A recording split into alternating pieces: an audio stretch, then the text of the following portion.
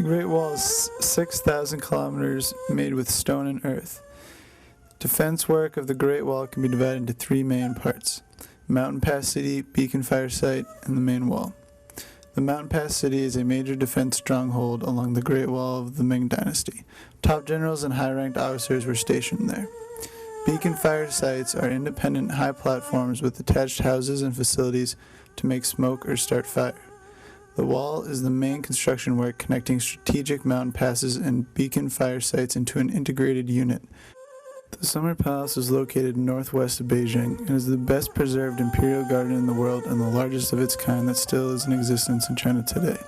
It is mainly composed of the Longevity Hill and the Kunming Lake. The huge garden boasts about 3,000 garden architectures and is broken into three zones: office zone, living quarters, and sightseeing area. The Summer Palace occupies a total area of more than 290 hectares. The Longevity Hill covers 1/4 of the total area, while the Kunming Lake covers the other 3/4.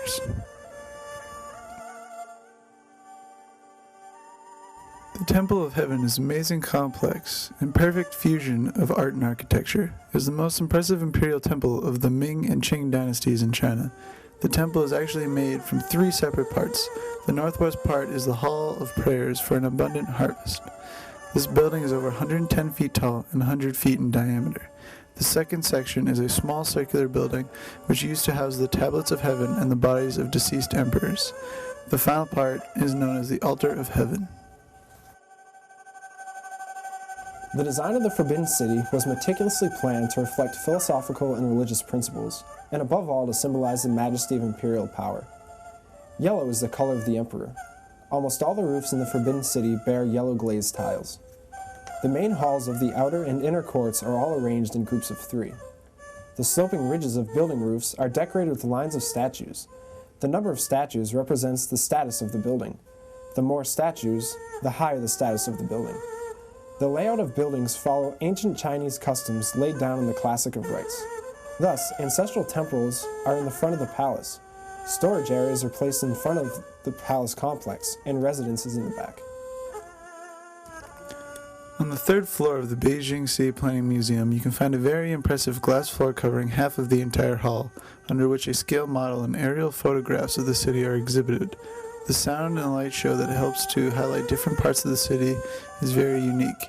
You can view miniature models from a higher point of view, and here at least you get a feeling of the incredible size of the metropolis. Here you can also find an entire section dedicated to presenting the different Olympic buildings and venues. One of the scale models is a representation of the new Bird's Nest Stadium lit up with red and white lights. The fourth floor also houses a lot of information on Beijing's infrastructure, water services, parks, and emergency services. Imperial gardens are noteworthy for their grand dimensions, luxurious buildings, and exquisite decorations. With material resources and generous financial support combined with supreme power, emperors were able to construct imperial gardens with almost unlimited extravagance. Designers place emphasis on the harmonious utility of architecture with nature, which contributed to the decision to construct many gardens in scenic mountain areas. Many imperial gardens are seasoned with large lakes, ponds, and babbling brooks that bring peace and serenity to its users.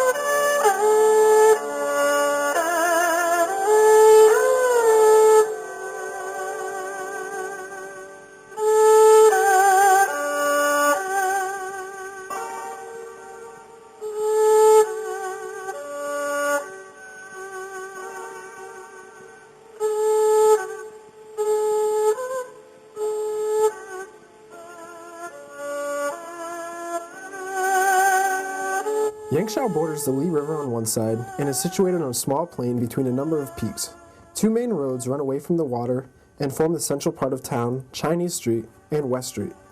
Most foreign-oriented businesses such as hostels, hotels, rock climbing companies, restaurants, and entertainment venues are situated on West Street.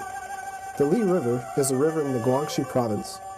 Its course of 437 kilometers is flanked by green hills. Cormorant fishing is often associated with the Lijiang.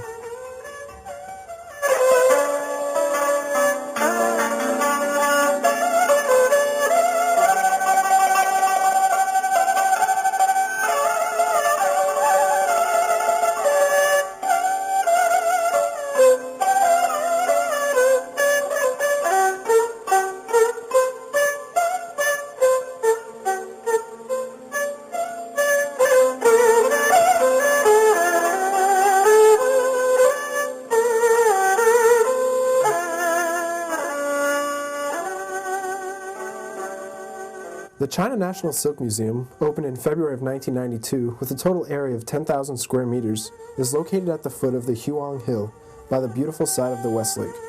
As the first nationwide silk specialized museum, this museum is dedicated to reflect over 5,000 years of silk development in China history.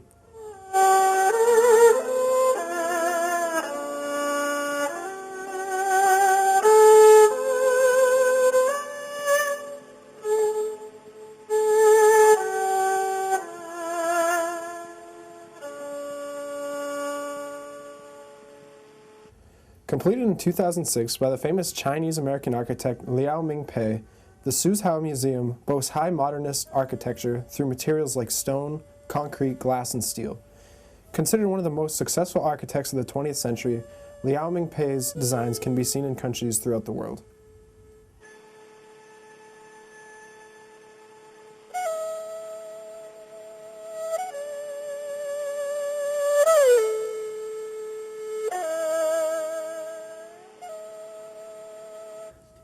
Lenovo's history can be traced back to 1981 in Beijing when it introduced its first personal computer.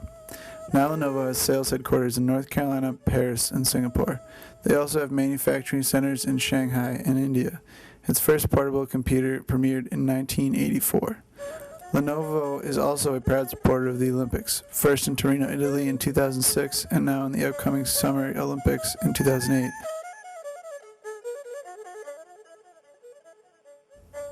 Between 1843 and 1943, Shanghai emerged from a small port on the entrance of the Yangtze to a major metropolis in East Asia. This was largely due to the presence and dominance of Europeans in Shanghai. During this period, 24 foreign companies and architects built the most magnificent buildings in Shanghai within the boundaries of the international settlement and the French concession. Shanghai in the 1930s was known as the pinnacle of the art of sumptuousness. The Museum of Architecture was a name given to Shanghai because of its buildings. After the communists took power in 1949, most of these buildings became government offices, municipal, and public facilities.